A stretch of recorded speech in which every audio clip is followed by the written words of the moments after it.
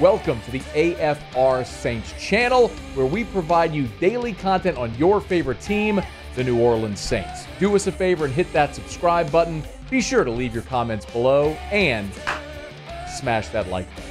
Who dat?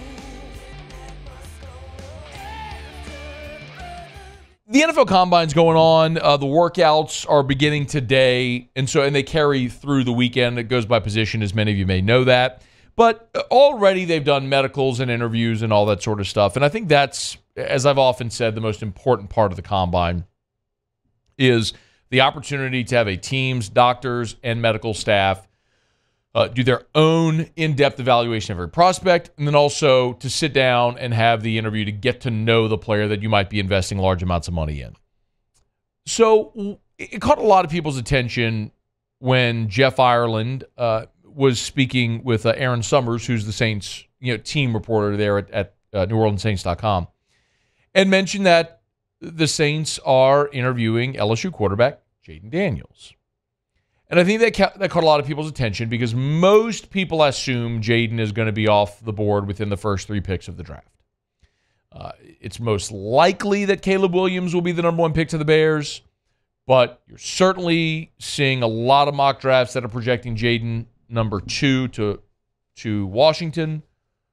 If Drake May goes to Washington, Jayden, of course, could be the number 3 pick to New England.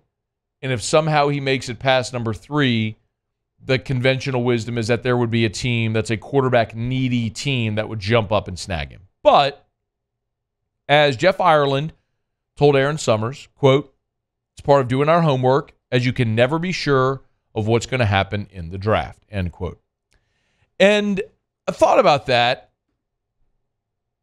and he ain't wrong. And there's plenty of examples of it. I was thinking back to the last time the Saints nearly drafted a quarterback in round 1. Really. And it was 2017. We all know the story, right? The Saints were sitting there at 11. Patrick Mahomes and Marshawn Lattimore were both on the board. Either way, the Saints knew, and look, Sean Payton's gone on the record with this. This isn't anything that I'm making up. Like, he's talked about this openly on the record. They had both those guys as highly rated players, the best player in the draft at their position. And so they were sitting there at 11 knowing that whatever happened at 10, they were getting one of those guys. Well, we know what happened. Kansas City leapfrogged the Saints and took Patrick Mahomes. The Saints took Lattimore 1 pick later. I went back today and looked at Mel Kiper's. I'm just using Mel, but I looked at Mel Kiper's final mock draft before the 2017 draft, just to show you how uncertain things can be. Myles Garrett went 1 to Cleveland. This was Mel Kiper's final mock draft. He had Jamal Adams 2 to the Niners. That was Solomon Thomas. And he had Solomon Thomas 3 to the Bears. Mitchell Trubisky went 3 to the Bears, if you remember. Leonard Fournette 4 to Jacksonville, which happened. And he had Marshawn Lattimore 5 to the Tennessee Titans from the Rams. So just as for instance of what people thought of Lattimore at that time, because it's been a while, been a minute, but to remind you, he had Deshaun Watson 7 to the Chargers, McCaffrey 8 to Carolina, which happened. As for the Saints at 11, where they took Lattimore, check this out. Kiper had Derek Barnett, the defensive end from Tennessee, going to the Saints. He had Trubisky going 12 to Cleveland, who was obviously already off the board. If you're wondering about the rest of the Saints draft, Kiper had the Saints. By the way, he had Ryan Ramczyk going 20 to the Broncos. But he picked, here it is. He had Mahomes. This is the last, Mel Kiper's final mock draft before the 2017 draft. His final mock draft. Patrick Mahomes, who went 11, as we know. Went 10 to Kansas City. He had Patrick Mahomes going 25th overall to the Houston Texans. So to the point, like, oh, by the way, with the 31st pick, you had the Saints taking Adoree Jackson out of USC. So the point is, yes, the draft comes and strange things can happen and it can be unpredictable. So you never know. In that circumstance, right, where and the Saints had Mahomes as the number one quarterback in the draft.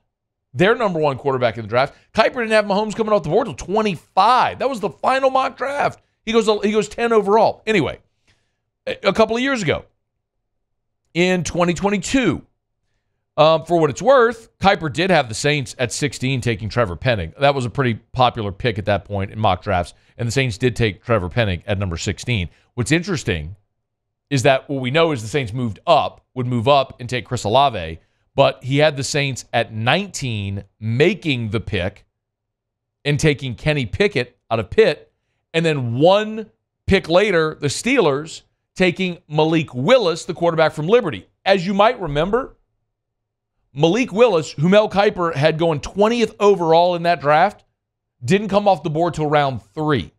So yes, sometimes in the draft, all this to illustrate, sometimes in the draft, things happen that you don't expect. Listen, I don't think I would be stunned if Jayden Daniels is on the board at 14. I don't think that's going to happen. But what if you look at this draft as it plays out, and hypothetically, I mean, I don't know, but what happens if 1 and 2 are Caleb Williams, Drake May, and at 3, New England decides we're not going to take a quarterback, and they take Marvin Harrison, just hypothetically. Or Joe Alt. I don't know. They don't go quarterback. And the Cardinals are there at 4, and they've already paid Kyler Murray. They're not taking a quarterback. And the Chargers are at 5, and they've got Justin Herbert. They're not taking a quarterback. Would the Giants take a quarterback at 6? Maybe, but they got Daniel Jones. The Titans have taken a quarterback in each of the last 2 drafts with Malik Willis and Will Levis. Are they going to pick another quarterback in the top 10? The Falcons at 8 would make a lot of sense. So I'm not telling you that Jayden gets down to 14, but is there a scenario where Jayden Daniels makes it to 8? Sure. And the Bears pick 9th. So if Jayden's sitting there at 7 or 8, we know the Saints never stand pat. They're always looking to move up. Do you go up to 8 to get someone you think could be your franchise quarterback? Yeah, maybe. As Jeff Ireland said, you talk to Jayden Daniels is, quote, part of doing our homework, as you can never be sure of what's going to happen in the draft. Nobody 3 years ago thought, or 2 years ago, thought Malik Willis was going to last until round 3. But it's the draft, and sometimes things happen. So you dot your I's and you cross your T's, and you just make sure that it's going the way that it should. And if there's an opportunity to get aggressive, make a move, and maybe draft your franchise quarterback, and perhaps it's Jayden Daniels, awesome. Now I would put that at about a 3% likelihood. But in the possibility that it could happen, yeah, do your due diligence. Check all the boxes and see what happens on draft day. Maybe the Saints give us all a very pleasant surprise. Hey, thanks so much for watching. Please leave your comments. I love to interact. And be sure to hit the red subscribe button below.